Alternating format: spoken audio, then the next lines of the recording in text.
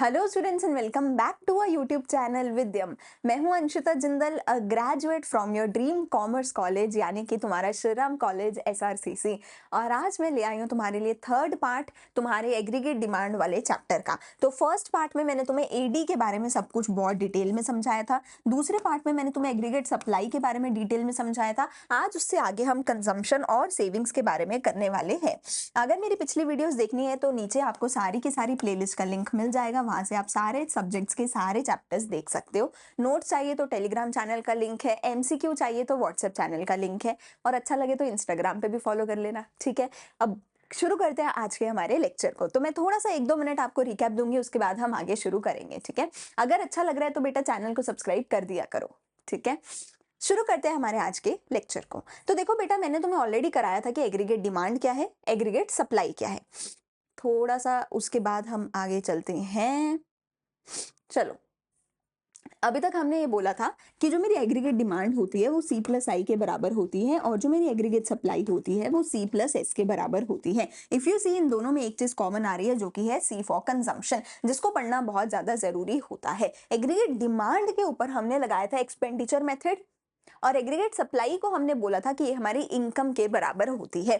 2 lectures में हमने इनको डिटेल में समझाए, ग्राफ टेबल सब कुछ हमने कराए। मैं बहुत इजी और धीरे धीरे हर चीज एक्सप्लेन करती हूँ ताकि तुम्हारे बेसिक्स क्लियर हो जाए, ताकि तुम्हें आगे जाके किसी भी चीज में प्रॉब्लम ना आए, ठीक है। आज शुरू करते हैं कि भैया कंजम्पशन क्या है, कंजम्पशन फंक्शन क्या है, सारी चीजें डिटेल में करेंगे। देखो, तो total expenditure on purchasing of goods and services by the house hold, हम जो हाउस होल्ड होते हैं, जो फाइनल कंज्यूमर होता है, फाइनल गुड्स जो खरीदते हैं अपने घर पे यूज करने के लिए, वो टोटल जो भी एक्सपेंडिचर कर रहे हैं अपने गुड्स एंड सर्विसेज पे, अपनी कंजम्पशन पे, उसको कंजम्पशन एक्सपेंडिचर बोला जाता है। कंजम्पशन एक्सपेंडिचर 2 तरीके का हो सकता है, एक होता है ऑटोनॉमस कंजम्पशन एक्सपेंडिचर, दूसरा होता है इंड्यूस्ड कंजम्पशन एक्सपेंडिचर। ऑटोनॉमस का मतलब होता है वो वाला खर्चा जो हमें बेसिक अपने जिंदा रहने के लिए करना ही पड़ेगा। इंड्यूस्ड का मतलब होता है वो वाला खर्चा जो हमें इसलिए कर रहे हैं हम क्योंकि हमारे पास पैसा है, तो जरूरतें हैं तो पूरी करेंगे, जरूरतें तो खर्चा करेंगे, ठीक है। तो 2 तरीके का हो सकता है। एक हो सकता है कि भैया तुम्हारा बेसिक है, अगर इतना खर्चा नहीं करोगे ना तो तुम जिंदा नहीं रह पाओगे। जिंदा रहने के लिए जो खर्चा किया जाता है उसको ऑटोनॉमस बोला जाता है, और अपनी नीड्स को पूरा करने, अपनी वांट्स को पूरा करने के लिए तुम बोल सकते हो हम क्या करते हैं, ऑटोनॉमस इंड्यूस्ड एक्सपेंडिचर करते हैं, ठीक है। देखो, क्या हो सकता है, ऑटोनॉमस हो सकता है, इंड्यूस्ड हो सकता है। इंड्यूस्ड वाला हम तब करते हैं जब मेरे पास कुछ ना कुछ इनकम आ रही होती है, ऑटोनॉमस वाला हम तब करते हैं जब मेरे पास कोई इनकम नहीं आ रही होती। देखो, ऑब्वियस बात है, ऐसा नहीं कि हर कोई पैदा होते ही पैसा कमाने लग जाता है, जॉबलेस भी होते हैं, अनएम्प्लॉयड लोग भी होते हैं। तो जब तुम्हारे पास कुछ भी पैसा नहीं आ रहा, तुम्हारा इनकम लेवल अगर जीरो है, उस पॉइंट पे तुम जो भी कंजम्पशन करते हो वो जो है कंजम्पशन, क्योंकि कभी जीरो नहीं हो सकती, तो उस कंजम्पशन को ऑटोनॉमस कंजम्पशन बोला जाता है। जो कंजम्पशन कहाँ से करते हो, अपनी पास्ट सेविंग्स का यूज करके वो कंजम्पशन कर रहे होते हो, उसको ऑटोनॉमस कंजम्पशन बोला जाता है। पर जैसे ही तुम्हारी जो इनकम है वो बढ़ने लग जाती है, इनकम आने लग जाती है, तुम्हारा कंजम्पशन भी उसके साथ साथ बढ़ने लग जाता है। वो जो है कंजम्पशन तुम्हारे इनकम लेवल पे डिपेंड करता है, इनकम बढ़ने के साथ साथ कंजम्पशन बढ़ने लग जाता है, उसको बोला जाता है इंड्यूस्ड कंजम्पशन, ठीक है। सो अब मेरे पास आती है कंजम्पशन फंक्शन या फिर प्रोपेंसिटी टू कंज्यूम। प्रोपेंसिटी का मतलब होता है आपका बिहेवियर, ठीक है, आपका कैसा बिहेवियर है कंजम्पशन के रिगार्डिंग। तो कंजम्पशन फंक्शन मुझे बताता है कि जो हमारा कंजम्पशन है ना, वो एक फंक्शन है तुम्हारी इनकम का, यानी जो कंजम्पशन है ना वो डिपेंड करती है तुम्हारे इनकम पे। तुम्हारी इनकम कम होगी, कंजम्पशन भी कम होगी, तुम्हारी इनकम बढ़ेगी, कंजम्पशन भी बढ़ेगी, अगर इनकम और बढ़ेगी, कंजम्पशन और बढ़ेगी। तो टोटली डायरेक्टली डिपेंडेंट है कंजम्पशन किसके ऊपर, इनकम के ऊपर, ठीक है। यही चीज मेरा कंजम्पशन फंक्शन बोल रहा है, वो मुझे एक रिलेशन बता रहा है मेरी कंजम्पशन और मेरी इनकम के बीच में। जब इनकम बढ़ती है तो कंजम्पशन बढ़ती है, पर पर पर ये मैंने पिछली वीडियो में भी बोला था, इनकम बढ़ती है, कंजम्पशन बढ़ती है, पर इनकम जो है उसका रेट ऑफ इंक्रीज ज्यादा होता है, कंजम्पशन का रेट ऑफ इंक्रीज जो है वो कम होता है। क्यों? क्योंकि income is equals to consumption plus savings. Income बढ़ेगी तो कंजम्पशन भी बढ़ेगी, सेविंग्स भी बढ़ेगी। तो अगर इनकम 10 रुपए से बढ़ रही है तो कंजम्पशन 5 रुपए से बढ़ेगी, सेविंग्स 5 रुपए से बढ़ेगी। कहने को तो इनकम भी बढ़ी 10 रुपए से, कंजम्पशन भी बढ़ी, पर सिर्फ 5 रुपए से। तो इनकम बढ़ने से कंजम्पशन बढ़ती तो है, पर कंजम्पशन लेस रेट से बढ़ती है, but by less than increase in income as some part of income is saved. ये Keynesian psychological law of consumption हमें बताता है, जिसका तुम अगर नहीं भी कहीं लिख कर आओगे, तुम्हें जरूरी नहीं है पढ़ना, बट एक तुम्हें नॉलेज के लिए पता होना चाहिए कि ये सब कुछ हमें किसने दिया है, कीन्स ने ये पूरी थ्योरी हमें दी है। ठीक है, तो क्या बोला गया है, जब इनकम जीरो है तो कंजम्पशन उस टाइम पे भी पॉजिटिव होगी। इस कंजम्पशन को ऑटोनॉमस कंजम्पशन बोला जाता है, जिसको सी के ऊपर एक डंडी लगा के, बार लगा के रिप्रेजेंट किया जाता है। तुम यहाँ पे देख सकते हो, ये जो ओबी लेवल है इसी को हमने ऑटोनॉमस कंजम्पशन बोला है। इस पॉइंट पे, इस पूरे एरिया में जो है इनकम जीरो है, इनकम यहाँ पर दिखाई है वाई एक्सिस पे, एग्रीगेट डिमांड या फिर हम यहाँ पर बोल सकते हैं मेरी जो है कंजम्पशन वो इधर दिखाई है वाई एक्सिस पे। ओबी लेवल जो है ये ऑटोनॉमस कंजम्पशन का है, इसके ऊपर वाली जितनी भी है ये सारी मेरी क्या है, इंड्यूस्ड कंजम्पशन है, क्योंकि इनकम बढ़ रही है, कंजम्पशन बढ़ रही है। कंजम्पशन का ग्राफ हमेशा वाई एक्सिस से शुरू होता है, कभी भी ओरिजिन से शुरू नहीं होता, क्योंकि कंजम्पशन कभी जीरो नहीं होती। ये सारी की सारी जो कंजम्पशन है ये इंड्यूस्ड कंजम्पशन है, और सिर्फ ये वाली जो कंजम्पशन है ये ऑटोनॉमस कंजम्पशन है, जिसको सी बार लिखा जाता है। ठीक है, यहाँ पे हमारे पास एक क्वेश्चन भी है, इसको भी तुम सॉल्व कर सकते हो। मैं अभी तुम्हें क्वेश्चन नहीं करवा रही हूँ आज की वीडियो में, पर नोट्स में तुम्हें नीचे जो है क्वेश्चन आंसर सब कुछ मिल जाएगा। ठीक है, अब मेरी जो प्रोपेंसिटी टू कंज्यूम है, या मैं बोलूं जो मेरा कंजम्पशन फंक्शन है, वो दो तरीके का हो सकता है। एक हो सकता है एवरेज प्रोपेंसिटी टू कंज्यूम, एक हो सकता है marginal propensity to consume, APC MPC. APC कहता है कि भैया कितनी इनकम में से कितना कंजम्पशन तुमने किया। मार्जिनल प्रोपेंसिटी कहता है कि चेंज इन इनकम की वजह से कितना चेंज इन कंजम्पशन आया। मतलब देखो, एवरेज प्रोपेंसिटी टू कंज्यूम कैसे होती है, किसी भी एक लेवल का इनकम और उसी लेवल की कंजम्पशन को तुम डिवाइड करते हो, कि कंजम्पशन अपॉन इनकम करते हो, उसी पर्टिकुलर लेवल का एपीसी निकल के आ जाता है। यानी कि अगर तुम्हें एपीसी निकालना होता है तो तुम क्या करोगे, कंजम्पशन को इनकम से डिवाइड करोगे, और किसी भी एक पर्टिकुलर लेवल पे ही तुम्हें बस एक ही लेवल की कंजम्पशन, एक ही लेवल की इनकम चाहिए होती है, उनको डिवाइड करके एपीसी निकाल सकते हो। ठीक है, पर जो एमपीसी होता है, अभी के लिए तुम देखो यहाँ पे जो एमपीसी होता है, एमपीसी ये रहा, जो एमपीसी होता है, एमपीसी तुम्हें क्या करना पड़ता है, डेल्टा सी को डेल्टा वाई के साथ डिवाइड करना होता है। डेल्टा का मतलब होता है डिफरेंस। ट्राइंगल नहीं बोलना, किसी ने इसको 12th में हो गए हो, है ना, नॉन मैथ्स बच्चे भी होते हैं ट्राइंगल बोलने लग जाते हैं। ट्राइंगल नहीं है ट्राइंगल ही, पर इसका क्या नाम है, डेल्टा। डेल्टा क्या दर्शाता है, डिफरेंस। ठीक है, ये कहता है भैया कोई भी दो कंजम्पशन ले लो, C2 minus C1 upon Y2 minus Y1, इसमें तुम किसी भी एक सिंगल लेवल की कंजम्पशन और इनकम से एमपीसी नहीं निकाल सकते। देखो, अगर मुझे सिर्फ 10 और 12 दिया है, मैं डिवाइड करके एपीसी निकाल सकती हूँ, पर अगर मुझे एमपीसी निकालना है, तो किसी एक लेवल की इनकम और कंजम्पशन से नहीं निकाल सकती। अगर एमपीसी निकालना है तो दो कंजम्पशन लेवल और दो इनकम लेवल चाहिए। तो मैं क्या करूंगी, C2 minus C1, 12 minus 6, 12 minus 6 यानी कि 6, 10 माइनस 0 यानी कि 10, 6 अपॉन 10, तो मैंने 0.6 निकाला एमपीसी। ऐसे ही फिर से C3 minus C2, 18 minus 12 divided by 20 minus 10 यानी कि 20 माइनस 10 यानी कि फिर से 6 अपॉन 10, फिर से 0.6। कैन यू सी, एमपीसी मेरा हमेशा सेम रहेगा, एमपीसी जो है वो हमेशा सेम मेरा रहेगा। तो हम यहाँ पर वापस चले, अगर एपीसी जो है वो किसी भी एक लेवल की कंजम्पशन को इनकम से डिवाइड करके C अपॉन वाई करके एवरेज प्रोपेंसिटी टू कंज्यूम निकाल सकते हो, because it is the ratio of consumption to income. पर एपीसी जो है, एपीसी का वैसे ग्राफ की हमें कुछ जरूरत होती नहीं है, पर ग्राफ पे तुम सिंपली देख सकते हो, किसी भी एक लेवल का निकालना है तो तुम निकाल सकते हो। ठीक है, सी और वाई को डिवाइड करके। एपीसी है डिफरेंट लेवल ऑफ इनकम, अगर तुम्हें निकालना है, ये भी वैसे तुम्हारे काम का है नहीं है, बट देख लो, पहले जो है, पहले एपीसी ग्रेटर देन 1 होता है, फिर ब्रेक इवन पॉइंट पे एपीसी 1 होता है, ब्रेक इवन पॉइंट के बाद एपीसी लेस देन 1 हो जाता है। सिंपल भाषा में बोला जाए तो ब्रेक इवन पॉइंट पे C इक्वल टू वाई होता है। तो अगर मैं C अपॉन वाई करके एपीसी निकालूंगी तो 1 आएगा क्योंकि ये दोनों बराबर हैं। ब्रेक इवन पॉइंट से पहले, ब्रेक इवन पॉइंट से पहले c ग्रेटर देन y होता है, तो numerator is greater than denominator, तो जो मेरा एपीसी है वो ग्रेटर देन 1 आता है। ब्रेक इवन पॉइंट के बाद अगर तुम देखो तो y ग्रेटर देन c होता है, y is greater than c होता है, यानी denominator is greater than numerator. तो जो तुम्हारा एपीसी का या तुम्हारी फ्रैक्शन का जो वैल्यू आता है वो लेस देन 1 आता है। आई डोंट थिंक ये वैसे तुम्हारे पेपर में पूछा जाएगा,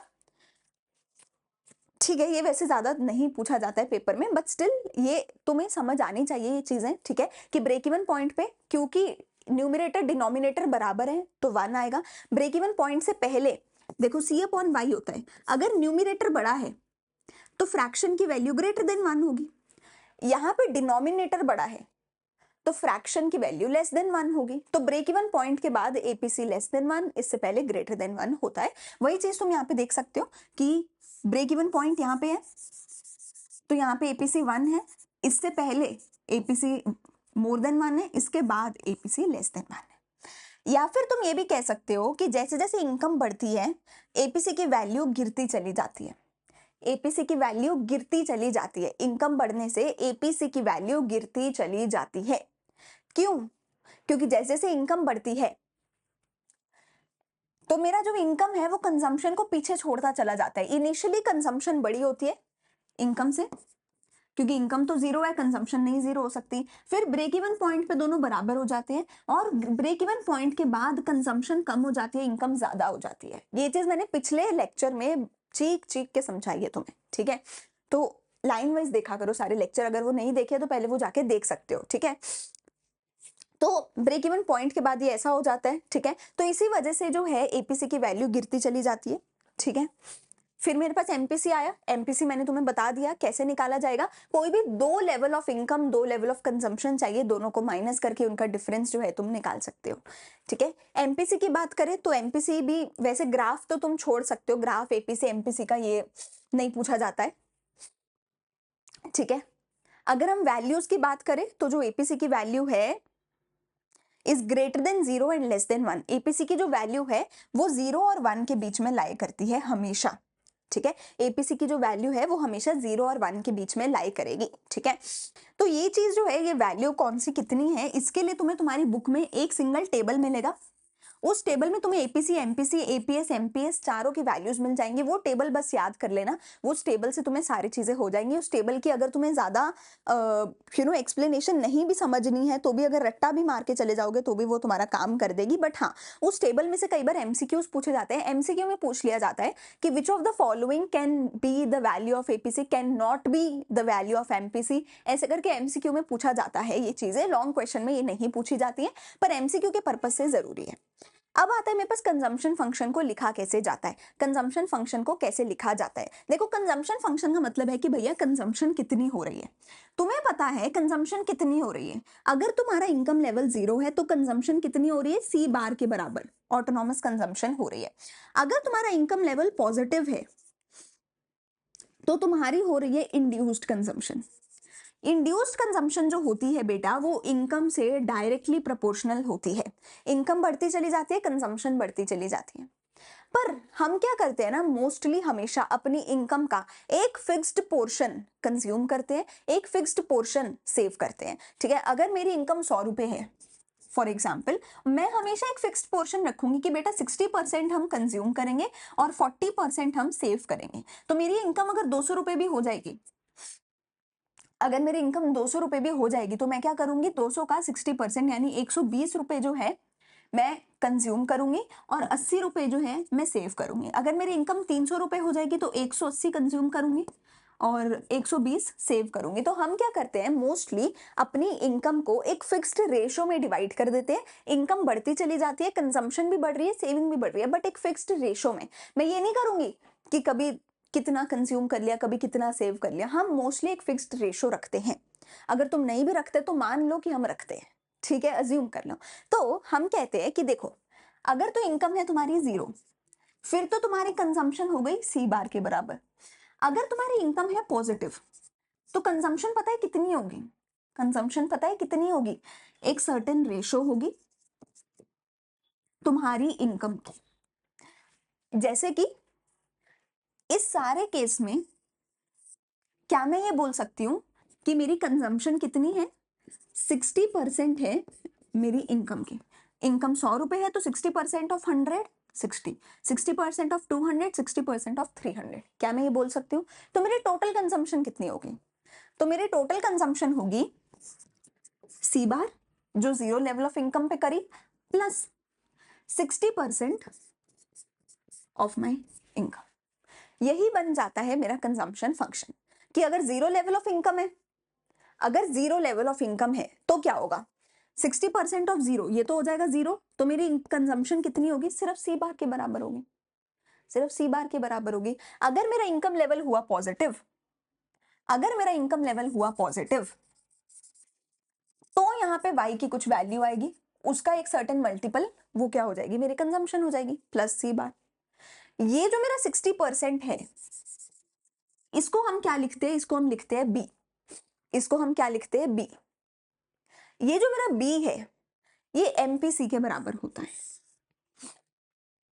ये जो मेरा b है ये एमपीसी के बराबर होता है। तो ओवरऑल मेरा कंजम्पशन फंक्शन किसके बराबर होगा, सी bar plus B of y। जो मेरा सी बार है ऑटोनॉमस कंजम्पशन है, ये इन्होंने यहाँ पे ए बार लिखा है, ठीक है, सी बार हो सकता है, वैसे यूजली सी बार होगा तुम्हारी बुक में, plus B of y। B मेरा यहाँ पे क्या है, एमपीसी के बराबर है, जिसका फॉर्मूला क्या होता है, delta C upon delta y। ये तुम्हारी बेसिक मैथ्स है, ठीक है। आई होप ये चीज तुम्हें यहाँ पे समझ आ गई होगी। एक छोटा सा हम क्वेश्चन यहाँ पे करके देख लेते हैं। मुझे कंजम्पशन फंक्शन दिया है c is equal to 400 plus 0.6 into Y. अब तुम्हें यहाँ पे कंजम्पशन फंक्शन पता है ना, c is equal to C bar plus B of Y. C bar कितना है 400, b कितना है 0.6, और b किसके बराबर है, एमपीसी के बराबर है। एमपीसी का फॉर्मूला क्या है, delta C upon delta Y, ठीक है। और y का y दिया हुआ है। Assuming level of income, level of income अब मुझे दे दी 2000 5000, यानी एक बार y को 2000 पुट करो, एक बार y को 5000 पुट करो। Determine the level of consumption expenditure on different level of income.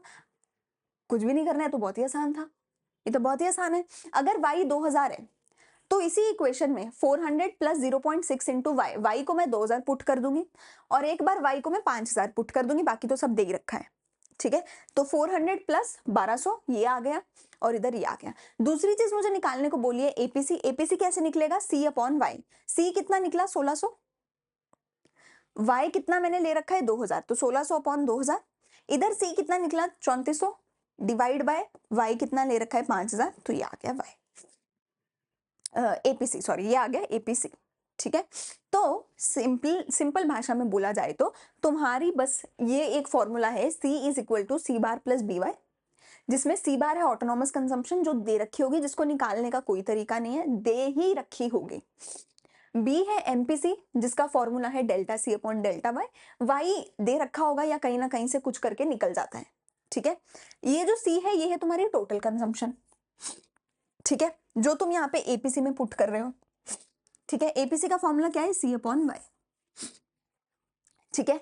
अब अगर यहां तक समझ आ गया है तो अच्छी बात है, नहीं समझ आए तो कमेंट सेक्शन में डाउट पूछ सकते हो टाइम स्टैम्प के साथ, नहीं समझ आए तो पीछे करके दोबारा सुन सकते हो, क्योंकि इसके बाद आएगा मेरा APS. APS is ditto copy paste of APC. APS is ditto copy same of APC, या सॉरी मैं बोलूं savings function is copy paste of consumption function.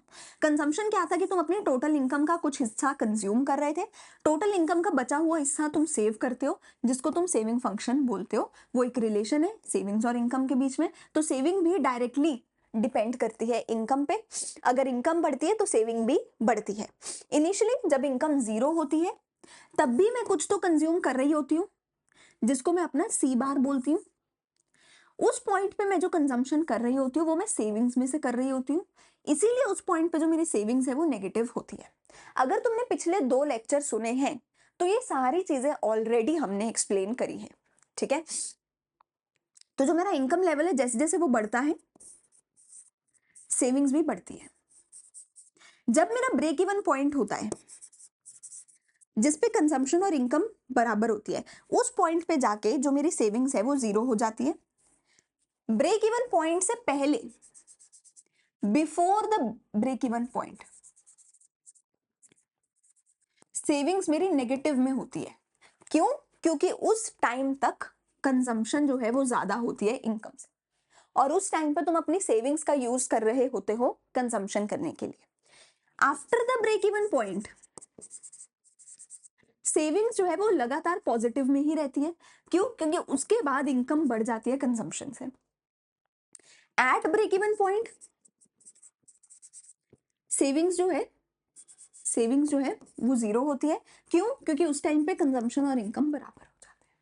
यही चीज तुम्हें कंजम्पशन के ग्राफ में मैंने समझाई है। अब कंजम्पशन वाले ग्राफ से, अब उसी से हम सेविंग्स का ग्राफ हम निकाल रहे हैं। ठीक है, तो ये है मेरा ब्रेक इवन पॉइंट जब मेरी सेविंग्स ने एक्स एक्सिस को टच किया है। इसके बाद मेरी सेविंग सारा टाइम पॉजिटिव में है, इससे पहले मेरी सेविंग सारा टाइम नेगेटिव में है, जिसको मैं डिस सेविंग्स बोलती हूँ, जब मेरा इनकम लेवल जीरो होता है, उस पॉइंट पे जो कंजम्पशन है वो सी बार होती है, उस टाइम पे जो सेविंग्स है वो नेगेटिव ऑफ सी बार के बराबर होती है। तो यहाँ पे जो मेरी कंजम्पशन है वो 20 होगी, जो ऑटोनॉमस होगी। इसीलिए यहां जो मेरी सेविंग्स है वो -20 होगी। क्यों? जितनी भी कंजम्पशन कर रहे हो सेविंग्स में से ही तो कर रहे हो, क्योंकि इनकम तो जीरो है। ठीक है, तो जब मेरी इनकम जीरो होती है उस टाइम पे ऑटोनॉमस कंजम्पशन होती है, और नेगेटिव ऑफ ऑटोनॉमस कंजम्पशन के बराबर होती है सेविंग्स, यानी कि -20। इनकम बढ़ती है, सेविंग्स भी बढ़ती है। इनकम तेजी से बढ़ती है, यानी इनकम 10-10 स्टेप से बढ़ रही है, सेविंग सिर्फ 5-5 स्टेप से बढ़ रही है। क्यों? क्योंकि कुछ हिस्सा तुम कंज्यूम भी कर रहे हो। आई होप ये सारी चीजें क्लियर हो गई होंगी। ठीक है, नेगेटिव ऑफ सेविंग्स को डिसेविंग्स बोलते हैं। अब सेविंग्स भी दो तरीके की हो सकती है, एपीएस और एमपीएस। एपीएस क्या है? वही एपीसी क्या था? C/Y। तो एपीएस क्या होगा? S/Y। यानी कि एपीसी, एपीएस, एमपीसी, एमपीएस चारों में डिनोमिनेटर हमेशा इनकम रहेगा, न्यूमरेटर वो होगा जो भी निकाल रहे हो, कंजम्पशन निकाल रहे हो तो वो, सेविंग्स निकाल रहे हो तो वो। एपीसी में हमेशा एपीसी या एपीएस में एक ही लेवल ऑफ इनकम तुम्हें चाहिए होती है, उसी को तुम डिवाइड कर दो -2/10, 2/20 एंड सो ऑन। एमपीसी या एमपीएस में तुम्हें दो लेवल चाहिए होते हैं, उन दोनों को आपस में माइनस करते हो, S2 - S1 upon Y2 - Y1 करके तुम्हारा एमपीएस निकल रहा है। यानी कि एमपीएस किसके बराबर है? Delta S upon delta Y के बराबर है। डिनोमिनेटर में हमेशा Y रहेगा। ठीक है, तो यहां पे भी तुम इनको माइनस कर दो, 2 - -2 या 6 - 2 कर लेते हैं। चलो 6 - 2 अपॉन 30 - 20, तो 4/10 इक्वल्स टू 0.4। ये आ गया मेरा एमपीएस, ठीक है, तो एमपीसी एमपीएस में डेल्टा वाई नीचे आता है, ऊपर डेल्टा सी डेल्टा एस आता है। एपीसी एपीएस में नीचे वाई, ऊपर सी या एस। ठीक है, एपीसी एपीएस क्या होते हैं? तुम्हारे एवरेज होते हैं, ratio of savings to income, consumption to income, ये एवरेज है, वो मार्जिनल है। ठीक है, अगर तुम देखो वही एपीएस में भी तुम यही सारे पॉइंट निकाल सकते हो कि जब ब्रेक इवन पॉइंट होता है, देखो before the break even point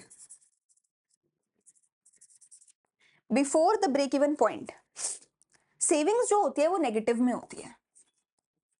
तो यानी कि S/Y जो है, जो एपीएस है, उसमें जो न्यूमरेटर है वो नेगेटिव में, न्यूमरेटर जो है वो नेगेटिव में है, तो यानी कि मेरा एपीएस भी जो है वो नेगेटिव में होगा। ठीक है, at the break even point saving zero होती है, यानी उसका न्यूमरेटर जीरो है, यानी एपीएस भी जीरो है। After the break even point तुम्हारी जो सेविंग्स है वो पॉजिटिव में आ जाती है, पर सेविंग्स इनकम से हमेशा कम रहती है, सेविंग्स जो है वो इनकम से हमेशा कम रहती है।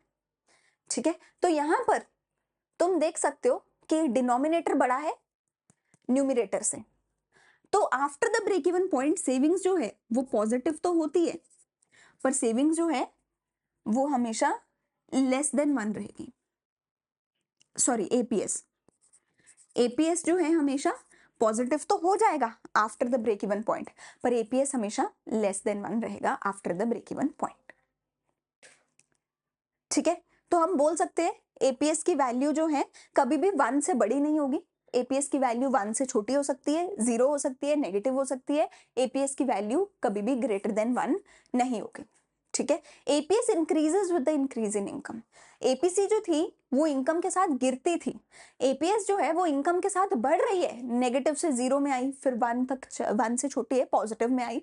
ठीक है, तो एपीसी जो है वो इनकम के बढ़ने के साथ एपीसी गिरता है, पर इनकम के बढ़ने के साथ एपीएस बढ़ता है। ठीक है, अच्छा एमपीएस की अगर बात करें तो चलो बस एमपीएस तो हमारा वही हो गया, डेल्टा एस डेल्टा वाई हो गया ये। ठीक है, एल्जेब्रिक फंक्शन देखिए, अगर एल्जेब्रिक फंक्शन अगर देखें तो देखो कंजम्पशन था C bar plus B of Y. ठीक है, क्या मैं बोल सकती हूँ y is equals to C plus S? Obviously y is equal to C plus S होता है, y is equals to C plus S होता है। अच्छा, तो अगर मैं c में कंजम्पशन फंक्शन लिख दूं तो क्या होगा, सी bar plus B of Y. ठीक है, इसको ये सब लिख दिया प्लस एस। ठीक है, अच्छा एस को एक साइड रखते हैं, बाकी सारी चीजों को एक साइड कर देते हैं। एस एक साइड है, बाकी चीजों को उधर ले जाते हैं। वाई माइनस सी बार माइनस बी वाई।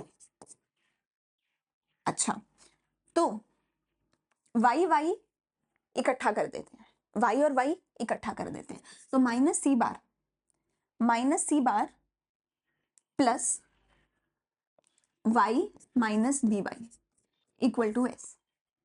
ठीक है, ये y प्लस का था ना, तो अब इसमें से y के आगे क्या है, 1 है, इसके आगे तो, और इसके आगे क्या है, b है, तो y कॉमन ले ले, 1 माइनस बी एक साइड आ जाएगा, तो मेरा सेविंग्स किसके बराबर आ जाएगा, minus C bar plus 1 minus B Y.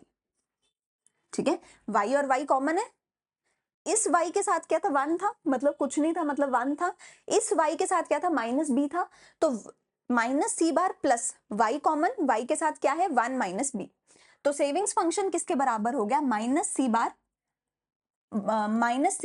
सी को a लिख रहे हैं, minus C bar plus 1 minus B Y. B क्या है, मेरा एमपीसी है, बी क्या है, मेरा एमपीसी है।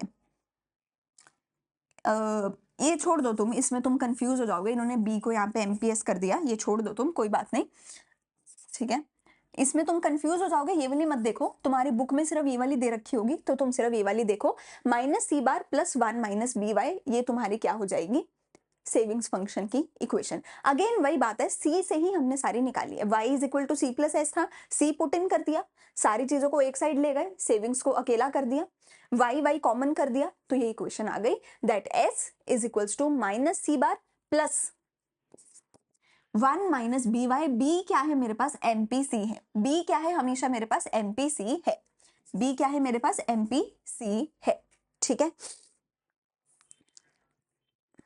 बस ये टेबल है, ये एक टेबल है, इस टेबल में से तुम ये देख सकते हो कि एमपीसी, एमपीएस, एपीसी, एपीएस की वैल्यूज क्या हो सकती हैं, और हमारे पास है रिलेशनशिप। रिलेशनशिप क्या है कि एपीसी प्लस एपीएस भी हमेशा 1 होगा, एमपीसी प्लस एमपीएस भी हमेशा 1 होगा।